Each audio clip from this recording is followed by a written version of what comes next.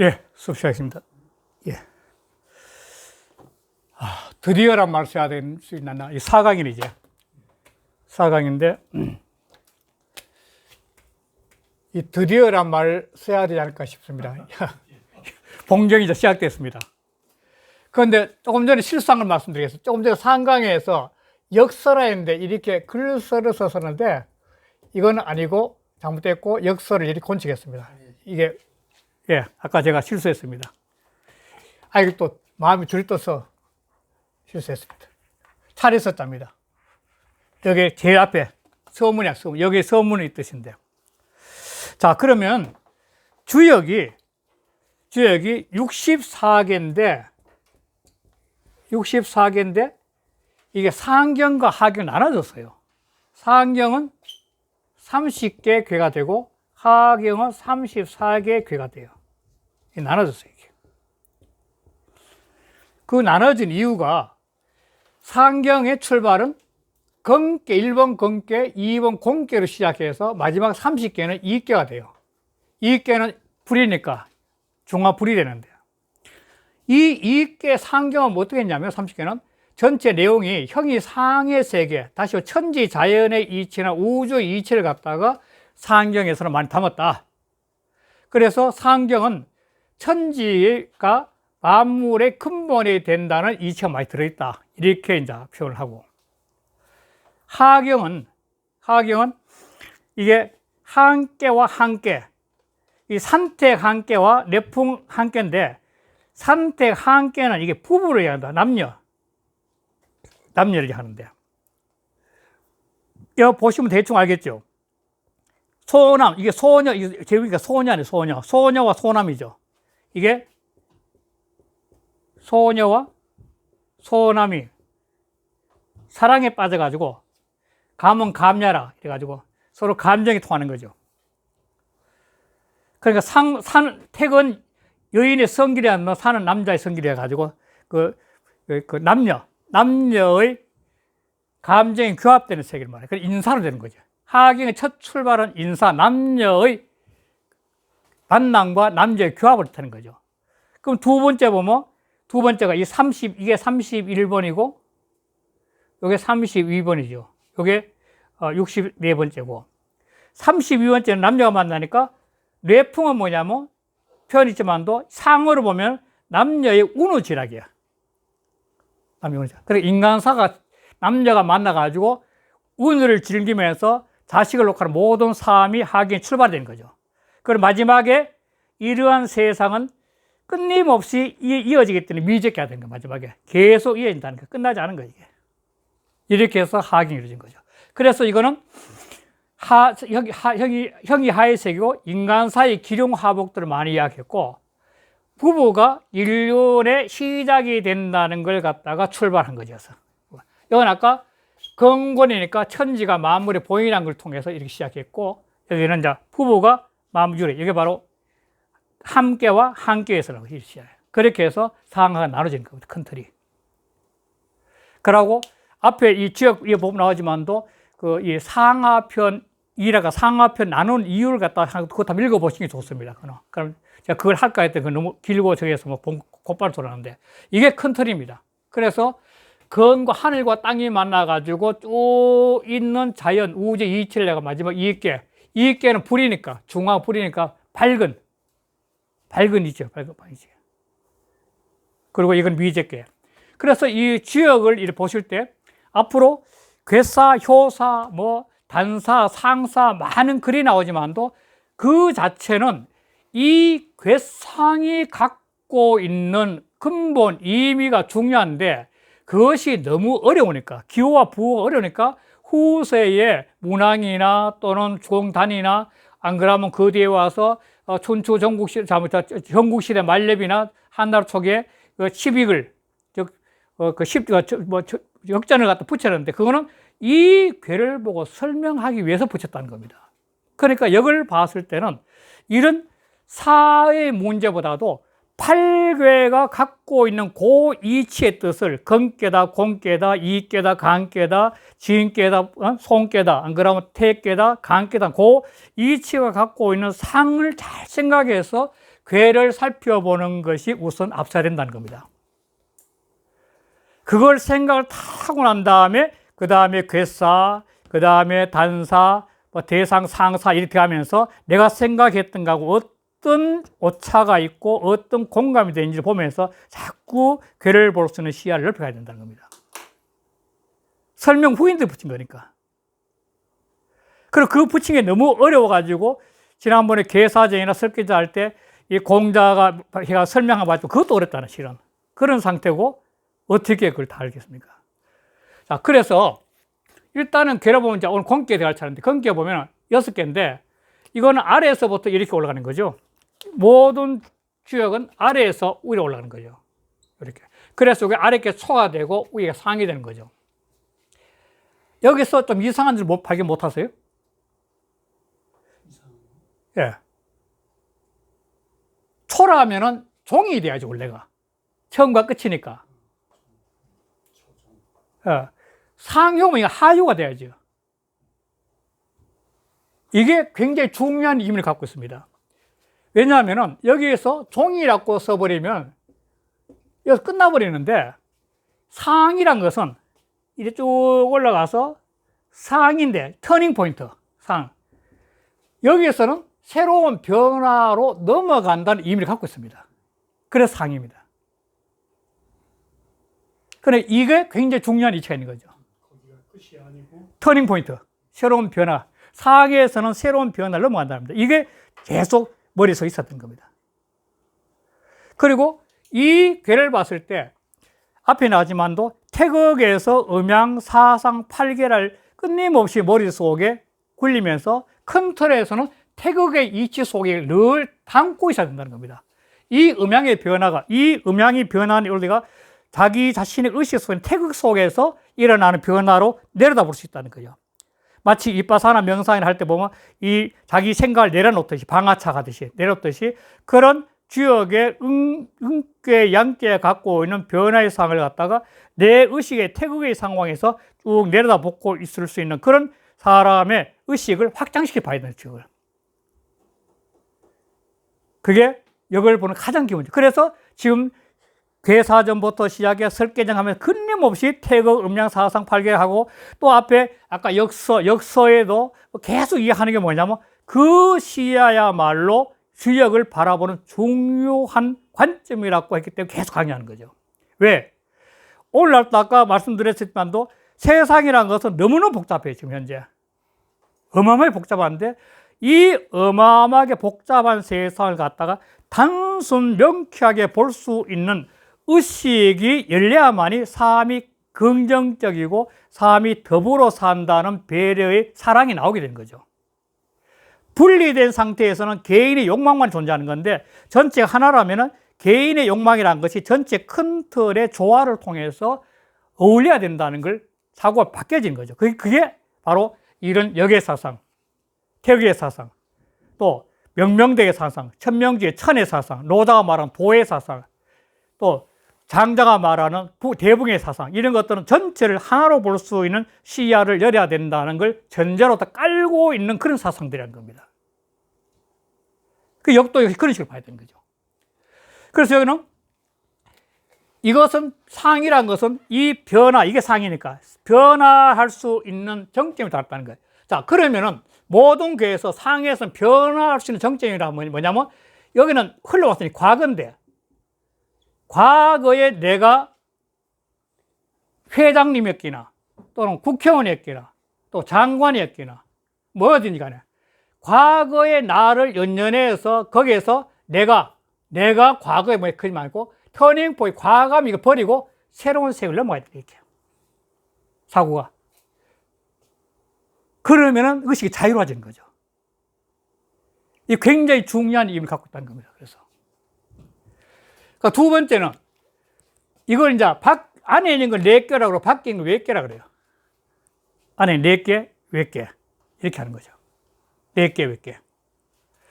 그런데 이 내께, 외께가 6개, 이게 원래 8개 소성계에서 아까 소성계에서 있는데 8개인데 이 8개의 소성계가 2개 합해진 거죠. 그 소성계를 먼저 볼 수 있어야 된다는 겁니다. 아래에 있는 소수성계 8개에서는 뭐더라? 8개에서는 뭐더라? 하는 걸 봐야 된다는 거예요. 그래야 전체 대성계를 보는 거고. 그리고 여기서 내가 1, 2 했는데 일반적으로 위에 있는 두 개를 천이라 그러고 아래에 있는 두 개를 지라 그러고 가운데 있는 두 개를 인이라 그래요. 천지인 표현할 때. 그런데 제 생각이 뭐냐면 가운데를 딱 나눠 가지고 아래에도 천지인이 있고 위에도 천지인인 거죠. 그래서 천인지죠. 천인지인데 그래서 이 천인지는 근본적으로 천이 앞에 한번 나왔어요. 설계되는 거 나왔어요. 계산에. 하늘도 음양이 작동하고 땅도, 사람도 음양이 작동하고 땅도 음양이 작동해요. 다 있다는 거죠. 그러면은 여기서 응했을 때, 자, 응인데 응에 1과 4는 땅이 응하는 거죠. 땅과. 그 다음에 2와 5는 인과 인은 응하죠. 인과 인이. 그래서 상과 6은 천과 천이 응하는 거예요. 그래서 응은 자기 품성끼리 응하는 거죠. 자기 품성끼리. 예. 그게 응이에요, 응. 그런데 이 지역을 봤을 때, 그 다음에 뭐냐면, 이 네 가지의 큰 틀이 항상 염두에 둬야 되는 거죠. 정, 중, 응, 비예요. 정은 뭐냐면, 자, 요게 1. 요게 1, 2, 3, 4, 5, 6인데, 그 하도 낙서할 때 배웠지만도 1은 양수고 2는 음수, 3은 양수, 4는 음수, 5는 양수, 6은 음수예요. 양수는 양이고 음수는 음이에요. 정이란 것은 양괴가 양의 자리에 있고 음괴가 음의 자리에 있을 때 그걸 정이라 그래요. 정, 바르다는 거죠. 중은 뭐냐? 딱 봐. 요거밖에 없어요. 중은 인의 자리야. 이열 효만이 중이에요. 자, 여기서 재밌는 게, 기억했을 때, 이 천지가 존재하고 있는데, 4개나, 또 4개나, 4개의 천지가 존재하고 있는데, 이 천지가 존재하면서 이 오효가 응이 가장 중요한데, 오는 바로 왕의 자리인데, 어떻게 보면. 왕이면서 주인공의 자리인데, 이 오효가 뭐냐면, 인간이 주체가 되기 때문에 주역이란 이 괴의 형상에도 인본주의 사상이 깔려 있다는 겁니다. 그렇잖아요. 인간이 주체라는 인간이. 이 오요에 갖고 인간이 주체예요. 그러니까 이 오요가 응이 잘 되는 것이 요게 요게 제대로 가는 게 이걸 중정이라 그래요. 중정이라 그러는데 이요에서 음이 인간인이 있고 오요에서 양이 되는 음양이. 요 음양이 자기 자리에 있기 중정하게 중정을 했을 때 가장 화가 잘 되는 거죠. 화가. 그러니까 비는 뭐냐면 이 괴가 있으면 바로 옆에 있는, 바로 위에, 바로 아래에 있는 게 이요. 초요 같으면 바로 이요가 되고, 바로 상하에 있는 효는 뭐냐면 끊임없이 그 효를 유혹하는 겁니다. 계속 유혹하는 거죠. 그러니까 이 응의 자리는 이게 소위 말해서 대인의 바른 자리라면 비의 자리는 소인의 자리, 소인의. 끊임없이 자기 이익과 자기 욕망에 의해서 옆에 개를 갖다가 은근슬쩍 꼬시고 은근슬쩍 괴롭히고 하는 그런 상태가 이 비예요, 비. 그래서 이 네 개가 중정, 응비가 잘 됐을 때 지역은 화가 제일 잘 되는 거죠. 이게 화가 된 거죠. 이러한 상태를 통해 가지고, 이러한 상태를 통해서 끊임없이 마음을 수양하면은 자기 자신의 영이 맑아져요. 영혼이 맑아져 가지고 직관력이 계속 강해지기 때문에 지역을 세신경이라고 부르는 경우도 있다는 겁니다. 이걸 세신경이라고. 하여간 이런 논리를 갖고 앞으로도 해나가겠습니다. 저는 지난번에 했지만 지역을 잘 모릅니다. 모르지만 하여간 읽어보면서 또 제가 아는 데도 말씀드리고 모르는 걸 읽어가는 걸 위주로 해서 한번 공부를 해보도록 하겠습니다. 큰 틀은 지금 현재 읽고 또 여기 가면서 앞으로 둔께에 가면 또 다른 이야기 좀 해야 될 게 있는데 그건 그때 하고, 현재에서는 이 괴가 갖고 있는 근본 이치, 그 다음에 상하경 이치는 이렇다는 걸 갖다가 전제에 두고 앞에 오늘 그 본의만 한번 해보겠습니다. 주자의 본의. 이 주역 상경, 145조 주역 상경인데 상경의 본의는 주자가 해석한 게 본의입니다. 주자의 해석을 보냐 그런데 주자가 이 본의를 저거 하면서 엄청나게 노력을 들였는데 그 주자 당시에 주자가 보니까 한우, 지난번 기억나십니다. 한우 충동이라 해가지고 이 주자가 한 말인데 주자가 49세 때 이 본의를 제대로 완결시켰어요. 초고를 갖다가 49세에 초고를 만드는데 그 초고를 만들 당시에 주자가 뭐냐면 이 당시도 주역에 관한 해석서들이 한우는 무슨 뜻이냐면 수레에 치면은 소가 땀을 뻘뻘 흘리면서 끌고 갈 정도로 주자 당시에 주역의 해석서가 많다는 겁니다. 그 다음에 충동은 뭐냐면 이 주역 해석서를 방에 사오면은 저 대들보에까지 닿을 정도로 책이 많다는 거예요. 그 주자 당시에도 그 많은 책들을 보면서 뭐냐면 이것이 완벽하게 이 주역의 실제 모습을 다 드러내지 않았다, 못했다. 그래서 내가 한문 주역의 이치를 갖다가 한번 해석을 달아보겠다는 것이 이게 주역 본의, 이게 그래서 본의를 쓰게 된 겁니다. 주자가. 그런데 본의를 이제 사시는데 이걸 갖다가 계속 퇴고를 하는 게 퇴고를 해가지고 돌아가시기 직전에 제자들한테 남긴 말씀이 이 기가 막힌 말입니다.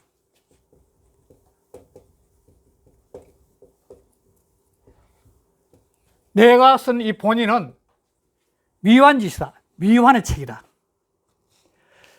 돌아가시기 직전까지, 49세 돌아가시기 직전까지 계속 퇴고하고 제자들의 의논 또 퇴고하고 그렇게 퇴고를 오래 했고 또 한우 충관할 정도의 많다는 책을 갖다 다 보면 참고했을 거 아니야. 100% 아니지만 많다. 그 많은 책을 참고하고 본인의 생각을 갖다가 깨달은 경지를 갖다가 하면서 이 본의를 갖다가 썼는데도 마지막 돌아가시기 직전에 제안하면 이건 미완의 책이다. 미완의 책. 그 정도로 주역이 어렵다고. 그러니까 지난주에 역전서 있잖아요. 역전서. 정의천 선생 역전서도 정의천 선생이 그 책을 딱 만들어 놓고 난 다음에 책을 안 묶어내는 거예요. 정의천 선생도. 아니, 선생님 왜 안 묶고 있어요? 빨리 냅시다 하니까 내가 퇴거를 돼야 된다. 그래, 끊임없이 퇴거하는 거예요. 정의천도. 퇴거하다 마지막에 병상에 누워 계시는 거예요. 선생님, 이제는 안 되면 해야 됩니다. 그래, 이제 내자. 그러면서 마지막 병상에 누워가지고 그때 제자들 청해서 묶은 것이 정의천의 역전. 그리고 그 역전을 만들고 난 다음에 낸 아까 하시면 역전서예요, 바로. 제한물교 역전서가. 그러니까 그렇게 이 주역이 그 천재들이 된 두 분도 어렵고 힘들어가지고 평생을 태우고 했는데 주자 같은 분은 결국 미완에 서랍고 자기 자신의 토할 정도 어려운 책인데 감히 한번 읽어볼 수 있다는 영광이어서 저는 기분 좋습니다. 읽어볼 수 있다는 게. 자, 그런데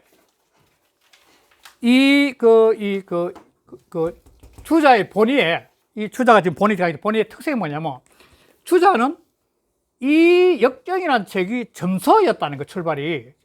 점서였으니까 정의천 선생은, 이천 선생은 이걸 갖다가 점서가 아니라 의리역으로 바라보면은 점은 그 속에 다 터지게 된다. 아까 말씀드린 이 이치가 탁 밝아지면은 점을 치지 않더라도 지혜가 열려가지고 그 삶을 알 수 있다. 점을 치지 않아도, 역을 아는 자는 점을 치지 않아도 글로 남긴 사람이 누구냐면 순자예요, 순자. 순자 있죠? 그 맹자 순자, 순자의 책에서 그게 나와요. 지역자는 부점이라 해야죠. 역을 아는 자는 점을 치지 않는 자는 순자가 한 겁니다. 예. 그런 식의 어떤 이 상황인데 주자는 이 본의를 쓰면서 점치는 이야기를 많이 포함을 시킨 겁니다. 이게. 그것 때문에 또 주자의 요거드문인 경우도 있고 또 이천 선생은 점을 또 무시했기 때문에 또 요거드문인 경우도 있고 그러니까 주역이라는 책은 정말 묘한 책 같습니다. 자, 이런 생각을 갖고 일단은 이 본의를 한번 읽어보겠습니다. 본의에서 주는 대명이라, 대명 왕조, 주나라 때라는 거죠. 대명이야. 역은 서명이라, 글 이름을 갖다 역이라 했다는 거죠. 기 띄우고 괴는, 그 괴는 본 띄우고 복희 띄우고 소획이니, 본래 복희가 그은 바야. 아까 이제 바소자는 명사시킨다 그러죠. 본 것이야 이 말이죠. 그은 것이 그은 바야. 그래 이거 8개를 말해요. 8개. 복희 8개를. 복희 8개를 말하고, 유 띄우고 교육 띄우고 변역 띄우고 이라. 이 복희 8개 그런 거 보면은 그 속에 끊임없이 서로 응하는 거죠. 건께 공께 응하고, 그 다음에 이께와 간께 응하고, 지인께와 손께 응하고, 그 산택 통계해 가지고 역시 태께와 간께와 서로 응할 때 서로가 교육, 서로 바뀌고 서로 변한다는, 서로 바뀌어서 사귀면서 바뀌고 또 변해 바뀌는 뜻이 그 속에 다 있어. 고로 위지가. 그래서 여기라고 이름했다는 거야. 그러면 변해 간다고. 기 띄우고 사적 띄우고 문왕 띄우고 주공 띄우고 속이라. 그리고 그 사는 뭐냐? 괴사 효사를 말합니다. 괴사 효사. 문왕과 주공이 왜 다른 바야? 자, 문왕은 괴사를 지었고 주공은 효사를 지은 거죠. 그래서 이 주자의 본이 요 귀절 하나 때문에 오늘날 사람들이 뭐냐면 문왕이 괴사를 지었고 주공단이 효사를 지었다고 단정해서 말하는 근거 요거 때문에 그래요. 요만 말하기 때문에. 그 이전에는 말이 많이 있었어요. 심지어는 문왕이 괴사 효사를 다 지었다 하는 학설도 있고 하니까. 그래서 주자 요 말 때문에 문왕은 괴사, 주공단이 효사했다 확정이 된 거죠. 고로 계지주라. 그러므로 주라고 이름을 달았더라. 여기에다가 주라는 앞에 이름을 부른 거예요. 그 주 여기 되어 있는 우리가. 그래서 주나라 때 문왕과 주공이 주나라 때 사람이니까 그래서 주라는 이름 붙였다는 거예요. 붙인 거예요.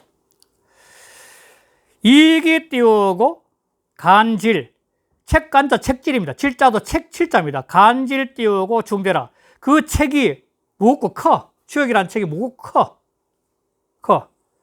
고로 그러므로 분이 띄우고 상하 띄우고 양편이 있어. 그래서 나누어서 상하 양편을 만들었으니 경은 즉 띄우고 복희지 띄우고 획과 문왕 띄우고 주공지 띄우고 사야.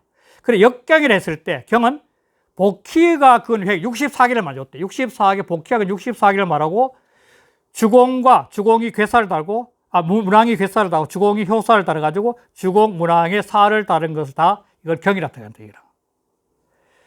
그 다음에 병 띄우고 공자 띄우고 소작지 띄우고 전 띄우고 시비가여 범 띄우고 12편이라. 병자는 아우를 병자지. 합할 병자, 아우를 병자. 공자가 지은 바의 전 10편을 합해서 아울러서 아우를 병자. 다 타는 거죠.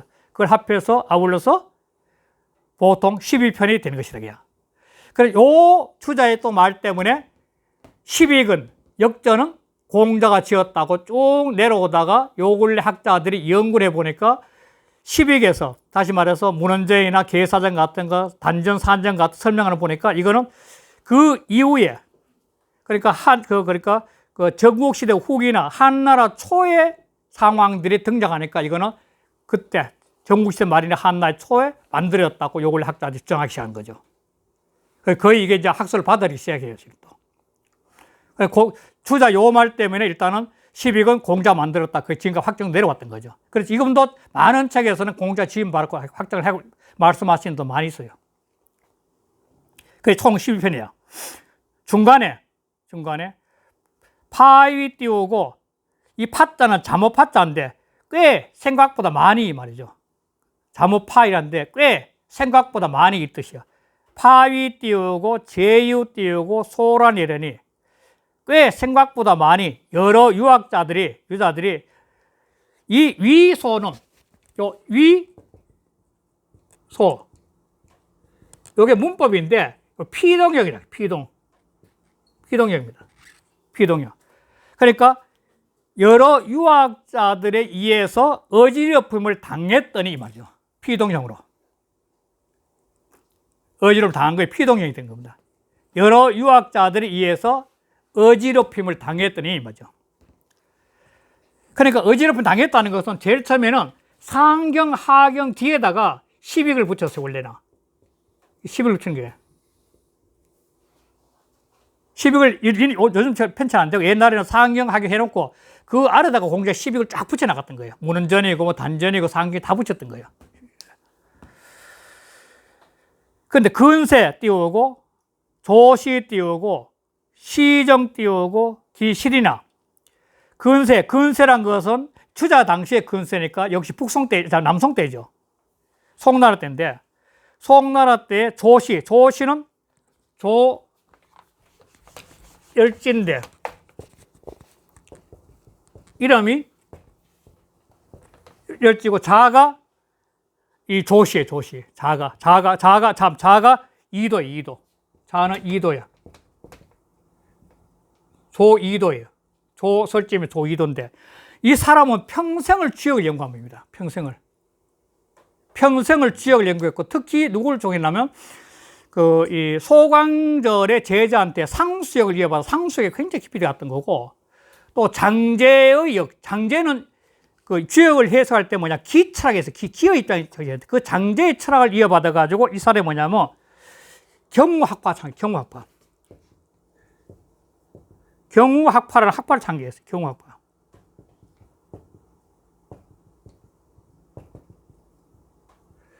경우학파를 만들었어요. 그러니까 굉장히 지역에 깊이 된 거죠. 경우학파를 만들어가지고 이 사람이 아주 저인데 특히 논어에 대한 주도 있지만 특히 지역에 대해 평생 연구했던 거예요.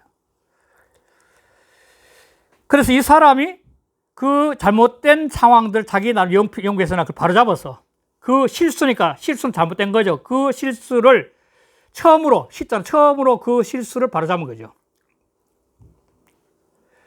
이 띄우고 미능 띄우고 진압 띄우고 곰이다. 이건 역접입니다. 그러나 역접입니다. 그는 역접입니다. 그 바로 잡아서나 그러나 이 말이죠. 그러나 미능 내가 못했다. 그 옛날 고문에 다 합하지 못했어. 고문에 나오는 지역의 이치를 다 합하지 못했어. 그러다가 여시 띄우고 우경 띄우고 정저하여 지을 자자입니다. 일단 정저 바로 잡아 지어서 여시는 여조겸인데 옛날 근사록 우리 배웠던가요? 근사록을 주자하고 같이 근사록을 지어서 굉장히 좋은 책입니다. 근사록은 읽어보면 근사록은 송대학자들이 이 책을 갖다 전부 다 모은 건데 저는 이거 전참 다 읽어봤는데 근사록 좋은 책입니다. 이 근사록을 주자하고 같이 만든 사람인데 여조겸입니다. 여조겸 겸손을 이 사람 호는 동래 여시라고 하는 동래라고 하는데요. 동자 동래입니다. 여조겸인데 굉장히 뛰어난 분입니다. 저술이 32권째가 있고 주자하고 장식하고 세 사람을 합해가지고 동남 사면회가 주자, 장식은 주자한테 엄청 얇게 친 겁니다. 소위 이 사상에, 주자의 사상을 마지막 정리하는 데 영향 끼치는 사람이 장식인데 그 장식하고 여조가 주자가 세별이 3현으로 꼽힐 정도로 뛰어난 학자입니다.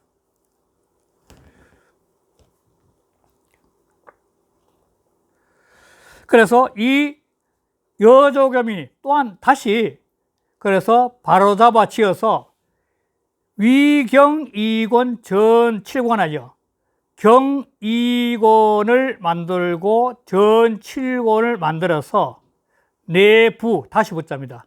회복 붙자. 회복도 되죠. 회복도 되고 다시 붙어 합니다.